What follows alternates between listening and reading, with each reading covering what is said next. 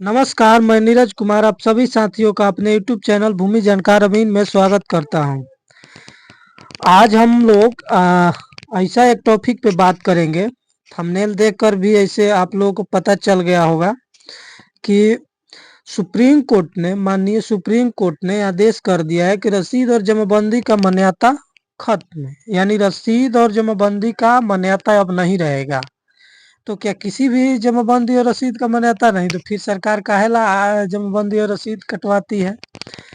काहे के लिए जांच होता है? राजस्व विभाग में सबसे पहले रसीद है कि नहीं है, जमाबंदी है कि नहीं। तो सुप्रीम कोर्ट का कहना है कि जो हम आपसे रसीद राजस्व विभाग जो आपको दे रहा है, वो केवल ये क्लियर करता है कि आप उस भूमि के लिए लगान दे रहे हैं। वो आपका टाइटिल यानी स्वामित्व नहीं डिक्लेयर करता है कि आप उसके मालिक हैं जमीन के। उससे आप मालिकाना हक नहीं मिल जाता है। वो केवल आप राजस्व विभाग में टैक्स दे रहे हैं, उसका प्रमाण है रसीद या जमाबंदी। और टाइटिल यानी स्वामित्व के लिए आपके पास उसका बेस होना चाहिए, आधार होना चाहिए कि किस आधार पे आपका जमाबंदी है। अब ये देखिए, ये जितेंद्र सिंह बनाम स्टेट ऑफ मध्य प्रदेश का केस था, जिसका 2021 में जजमेंट आया। इसमें साफ लिखा कि म्यूटेशन प्रविष्टि किसी भी व्यक्ति के पक्ष में कोई अधिकार नहीं, शीर्षक या हित प्रदान नहीं करती है। ये टेक्निकल कुछ लैंग्वेज है, जिसका आसान भाषा में मैं आप लोगों को समझा दूं कि दाखिल खारिज या म्यूटेशन किसी भी व्यक्ति के कोई पक्ष में कोई अधिकार, शीर्षक या हित प्रदान नहीं करता है। बहुत सारा अधिकारी कर्मचारी लोग जो करते हैं, आप लोगों से छिपा हुआ नहीं है। किसी का जमीन किसी के नाम पे पैसा लेकर कर देना है, तो इसका मतलब ये नहीं हो गया कि उस व्यक्ति का मालिकाना हक खत्म हो गया। उस जमाबंदी के आधार पे केवल आप नहीं कहिएगा कि ये मेरा जमीन हो गया, स्वामित्व मेरा हो गया, या गलती से भी आपके नाम पे जमाबंदी हो गया, तो उसके लिए आपका आधार होना चाहिए। सुप्रीम कोर्ट, माननीय सुप्रीम कोर्ट का ये कहना है। तो आइए, ये केस का मसला क्या था, मैं थोड़ा सा इस केस के बारे में आप लोगों को बता दूं। एक महिला थी जिनका नाम था श्रीमती अनंती बाई। 20 मई 1998 को उन्होंने विल लिखा है, वसीयत किया। अब ये वसीयत विल क्या होता है, इसके बारे में भी थोड़ा सा बता दूं। वसीयत या विल होता है कि फलाना व्यक्ति हमको पूरा जीवन सेवा करेंगे, या जो भी मेरे जरूरत का चीज है वो पूरा करेंगे, और मरने के बाद ये संपत्ति उन्हीं की हो जाएगी, उनका हो जाएगा। और उसका प्रोसेस होता है कि उसको न्यायालय द्वारा प्रोवेट कराया जाता है। और एक चीज ये भी होता है कि अगर मान लीजिए वसीयत कोई आपको किया और फिर 10 साल बाद किसी और को भी वसीयत कर दिया, तो लास्ट वाला मान्य होगा। लेकिन रजिस्ट्री या गिफ्ट डीड में पहले वाला का मान्य होता है। इसमें उल्टा होता है, क्योंकि मान लीजिए हम वसीयत किए कि फलाना व्यक्ति हमको सेवा करेंगे पूरा जीवन, और सेवा नहीं कर रहा है, तो हम दूसरे को वसीयत कर दिए फिर 5 साल बाद, तो उसका अधिकार हो जाता है लास्ट वाला को। तो इन्होंने, अब आप लोग समझ गए होंगे तो वसीयत क्या होता है। वसीयत में ये नहीं कि जमीन है, हर चीज मेरा जो भी संपत्ति है, खाली ये शब्द लिखा जाएगा कि जो भी मेरा संपत्ति है सब इनको मैं दे रहा हूँ। अगर प्रॉपर्टी का डिटेल दिया गया है तो भी ठीक है, नहीं दिया गया अगर खाता खेसरा वगैरह वगैरह जो भी, तो इसका मतलब ही नहीं है कि उसका संपत्ति में हक नहीं है। उसका हो जाएगा। न्यायालय प्रोवेट करके वो अधिकार देगा कि हाँ, ये प्रॉपर्टी जिसके नाम पे हुआ है वसीयत, वो अपना दिखाएगा कि ये इनका संपत्ति है, और उसको न्यायालय आदेश करके प्रोवेट हो जाता है, और उनके नाम पे आदेश पारित करके उसका प्रोसेस होता है लीगल। उसको मैं डिटेल्स में कभी समझा दूंगा आप लोगों को वसीयत के बारे में कि क्या होता है वसीयत का फुल डिटेल्स। तो वसीयत के बारे में राउंड ऑफली आप लोग जान गए होंगे। तो इन्होंने एक वसीयत किया था किसी व्यक्ति को, और वसीयत को चैलेंज भी किया जाता है। मान लीजिए कोई फरीक है, पटीदार है, भाई है, जो भी है, वो अपना हिस्सा के अनुसार वसीयत किए हैं कि नहीं, या बिक्री तो नहीं कर दिए हैं, या फिर वसीयतों कर दिए हैं उसी जमीन को, वो सब चीज होता है। अपना हिस्सा के अनुसार ही कर सकते हैं आप वसीयत।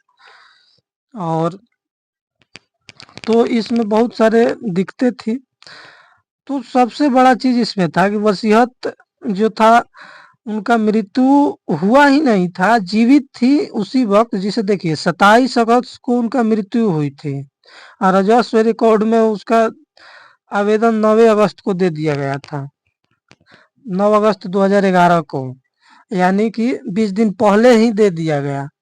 उसके आधार पर जमाबंदी कायम कराया गया, और इसका प्रोसेस हो जाता है मरने के बाद, सक्षम न्यायालय के आदेश के बाद ही चढ़ता है। और उस पे भी कुछ लोग विवाद किए कि ये जो है संपत्ति में मेरा भी हक है, चाहे जो भी विभिन्न प्रकार के अपना पटीदार लोग किया। तो इस मामला में केस गया सुप्रीम कोर्ट तक।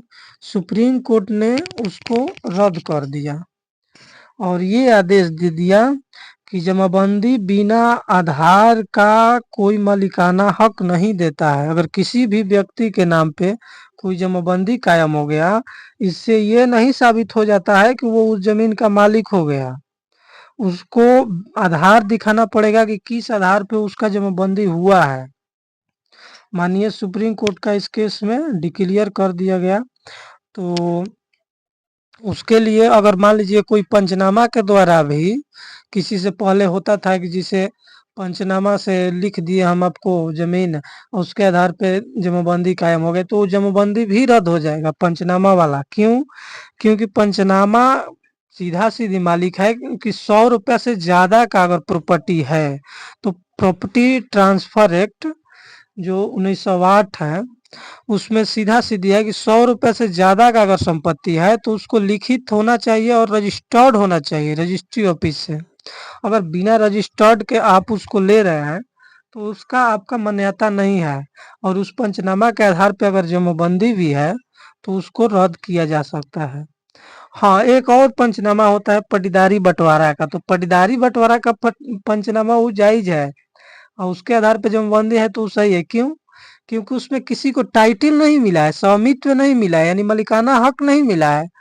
वो पटीदार है तो वो जन्म से ही मालिक था उस संपत्ति का, बशर्ते उसको डिक्लेयर करके उसके नाम पे बंटवारा करके जमाबंदी कायम किया गया है। तो टाइटिल नहीं मिला है, वो राजस्व देने के लिए एक माध्यम है कि हम अपना अलग राजस्व दे रहे हैं। तो आप लोग भली भांति समझ गए होंगे कि किस तरीके का ये जजमेंट है, और बहुत ही सराहनीय है। क्योंकि राजस्व कर्मचारी और अंचलाधिकारी और जो भी ये लोग हैं, वो लोग क्या कर रहे हैं, अब क्या कहा जाए। बिहार में तो ये लोग बर्बादे करके छोड़ेगा। किसी का जमीन किसी के नाम पे, किसी का, हम खगड़िया जिला का कुछ डॉक्यूमेंट देख रहे थे, एक व्यक्ति है उनका कुछ डिटेल्स गड़बड़ाया था। वो ऑफलाइन में खतियान किसी और के नाम पर, डिजिटलाइज खतियान बनाया है उसमें किसी और के नाम पे चढ़ा दिया है। ऑफलाइन रसीद किसी और के नाम पे कटा हुआ है, वो व्यक्ति बिक्री भी नहीं किया है, ऑनलाइन किसी और के नाम पे। अरे भैया, और उसमें दिया है हालांकि कि इतना दिन में आपत्ति आएगा, तो तुम चढ़ाया कैसे कि सब गलती हो जा रहा है तुम्हारा?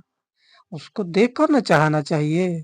ठीक है 1% गलती हुआ है, हमको तो उसमें मैक्सिमम गलती लग रहा था। किस आधार पे ये लोग जमाबंदी कायम करते हैं, क्या करते हैं? और उनसे 1.5 लाख रुपया मांगा जा रहा है अब उनका जमाबंदी चढ़ाने के लिए। अब बहुत से लोग कहेंगे कि ये वीडियो में आप ये बोल रहे हैं, इसका क्या सबूत है?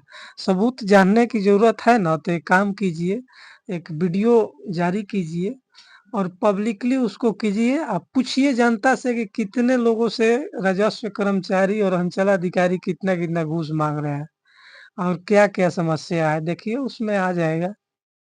अब हर कोई तो झूठ नहीं बोल रहा है, हमसे तो सबूत मांगिएगा तो इसे सबूत भी दे देंगे।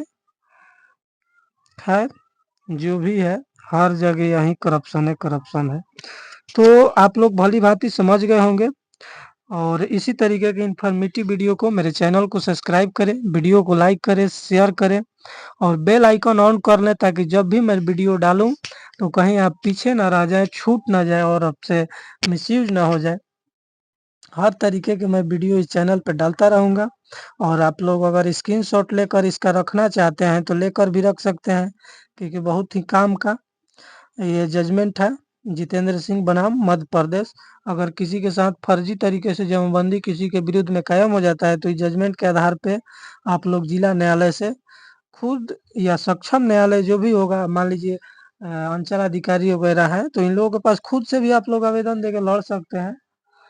तो इसके लिए रख लीजिए और बेल आइकन ज़रूर ऑन कीजिए, चैनल को सब्सक्राइब ज़रूर कीजिए, ताकि जब भी मैं वीडियो डालूँ आप लोगों के पास पहुँचे और जल्द से जल्द आप लोग देखें। प्लीज़ चैनल को सब्सक्राइब करें, लाइक करें, शेयर करें। धन्यवाद। देखते रहिए भूमि जानकार अमीन, ज़मीन संबंधित जानकारी के लिए। जय हिंद, जय बिहार, जय भारत।